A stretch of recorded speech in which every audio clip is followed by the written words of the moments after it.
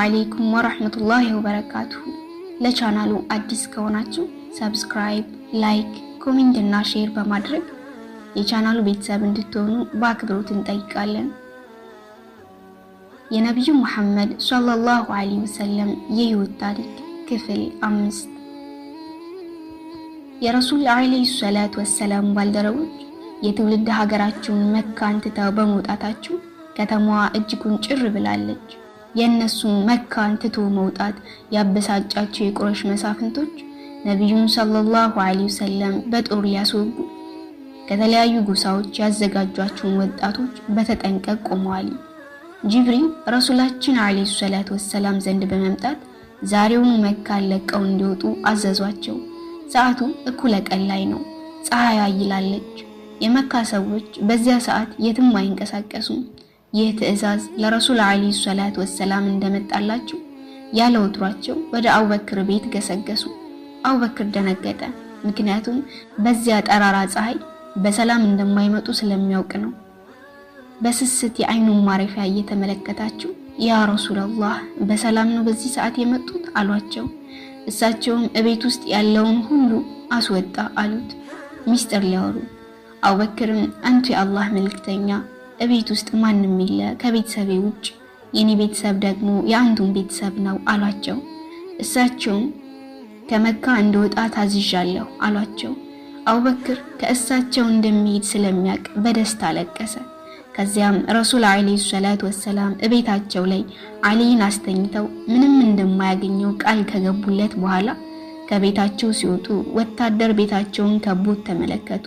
ይህንን ጊዜ ረሱል ዐለይሂ ሰላቱ ወሰላም ከመሬት አፈር ዘግነው ከፊቶቻቸውም ግርዶን ከስተኋላቸውም ግርዶን አደረግን ሸፈናችሁ፣ ስለዚህ እነሱ አያዩን የምትለዋን አያ ቀርተው የያዙትን አፈር ወጣቶች ላይ በተኑባቸው።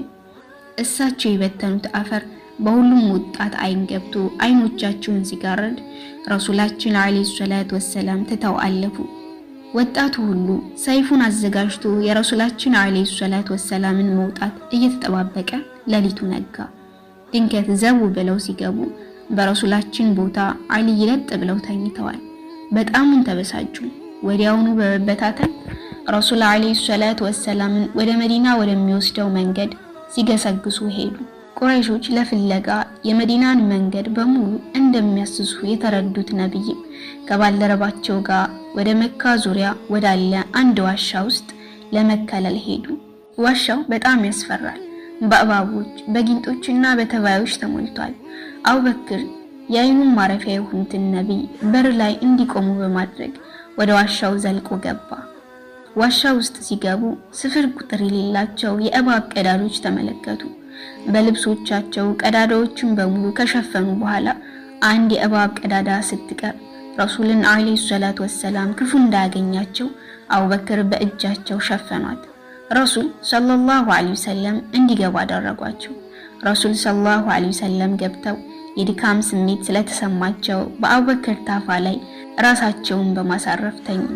አቡበክር ግን አሁንም እጁን በቀዳዳው ላይ እንደለጠፈ ነው። ረሱል ሰለላሁ ዐለይሂ ወሰለም እንቅልፍ ወሰዳቸው። ድካም ያዘለውን ሰውነታቸውን አሳርፈዋል። በሞቀ እንቅልፍ ውስጥ ሳሉ ድንገት ፊታቸው ላይ ውሃ ነገር ጠብ ጠብ ይል ጀመር።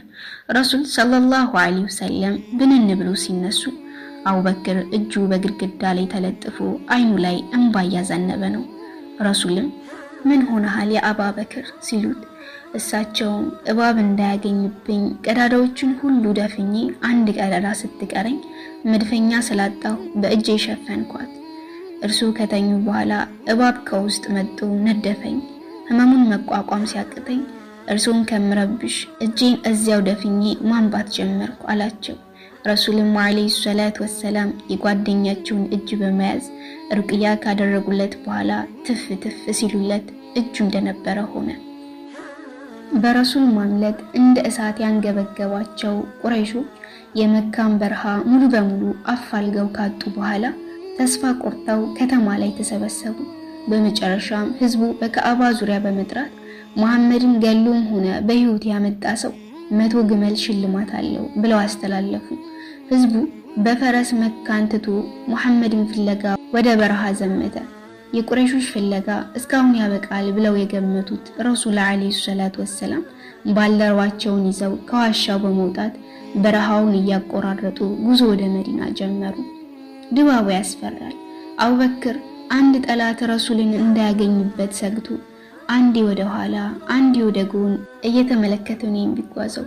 እጅጉን ፍርሃት አድሮበታል ለረሱላችን። እሳቸው ግን ቁርአን በመቅራት በዚያ ድምጻቸው የበረሃውን ድባብ ቀይረውታል። ፍጹም በተረጋጋ ስሜት ውስጥ ሆነው እየተጓዙ ነው። ፊዳከ አቢ ወኡሚ ያ ረሱላላህ። አቡበክርም አሁንም ምንም አይነት መረጋጋት አይታይባቸውም። አንገቱን እያዘዋወረ ዙሪያውን መቃኘት ተያይዙታል። ድንገት ወደ ኋላ ሲመለከት የመንገዱን አሸዋ በእግሩ የሚያበን ፈረሰኛ ተመለከቱ። በፍርሃት ራሳቸውን መቆጣጠር አቃታቸው። ረሱል አለይሂ ሰላቱ ወሰላም ለመበቀል የሚመጡ ቁረይሾች መሆናቸውን ገምቷል። ፈረሰኛው እየተቃረበ ሲመጣ ሱራቃ የተባለ ሰው መሆኑን አወቁ። ሱራቃ እነሱን ሲመለከት የአመቱ ግመል ትዝ ብሎት ፈረሱን ሲሸመጥጥ የፈረሱ እግር መሬቷ ያዘችው። ድጋሚ እንደመመለስ ብሎ ሲጋልብ ዳግም መሬቷ ያዘችው። ያን ጊዜ ይህ ፈረሰኛ ረሱል አለይሂ ሰላቱ ወሰላም የሚጠብቅ ኃያል ጌታ እንዳለ በመረዳት እሳቸው ዘንድ በመሄድ ስንቅ ልስጣቸው አላቸው። እሳቸው እኛ ስንቅ አንፈልግም፣ ግን ለኛ ለማንም ወሬ ደብቀህ ወደ መካ ተመለስ ብለው ቃል ኪዳንን ገብተውለት ሸኙት። የረሱል ከመካ መንቀሳቀስ ያወቁት የመዲና ነዋሪያን ቀን በቀን የመዲናን ከተማ መግቢያ ላይ ፀሐይ እስኪለበልባቸው ድረስ ያን ተናፋቂ ነብይ ሲጠብቁት ይውሉና ሲመሽ ቤታቸው ይመለሳሉ። በወርሃ ረቢዑል አወል በ12ኛው ቀን የመዲና ሰዎች እንደወትሯቸው በናፍቆት ያንገበገባቸውን ነብይ ሲጠብቁ ብለው ፀሐይዋን መቋቋም ሲያቀታቸው ወደ ቤታቸው ተበታተኑ። በዚያ ሁኔታ ነበር እንግዲህ አንድ ይሁዳ የተምር ዛፍ ላይ ሳለ ከርቀት ረሱልን በመመልከት የመዲና ሰዎች ሆይ የምትጠብቁት ነብይ ያውላችሁ ብሎ ሲጣራ የከተማው ሕዝብ ተገልብጦ ወጣ። አዎ በእሳቸው ናፍቆት ቤቱ ያስጠላው ሰው ሁሉ ሊቀበላቸው ወደ እሳቸው ሮጠ። በጥቂት ጊዜያት በእሳቸው ናፍቆት የተጠመደው የመዲና ሕዝብ የረሱል አለይሂ ሰላቱ ወሰላምን አይለይ ግር ብሎ ወጣ። ልክ ረሱል ከተማዋን ሲረግጡ የከተማው ሴቶች طلع البدر علينا من سنيات الوداع وجب الشكر علينا ما دعا لله داع أيها المبعوث فينا جئت شرفت المدينة مرحبا يا خير داع እያሉ ተቀበሏቸው። ከተማዋ እጅጉን ተናውጣለች። ሁሉም በማያውቀው ደስታ ስሜት ውስጥ ተውጦ ያንን እንቁ ነብይ ለማየት ይተራመሳል።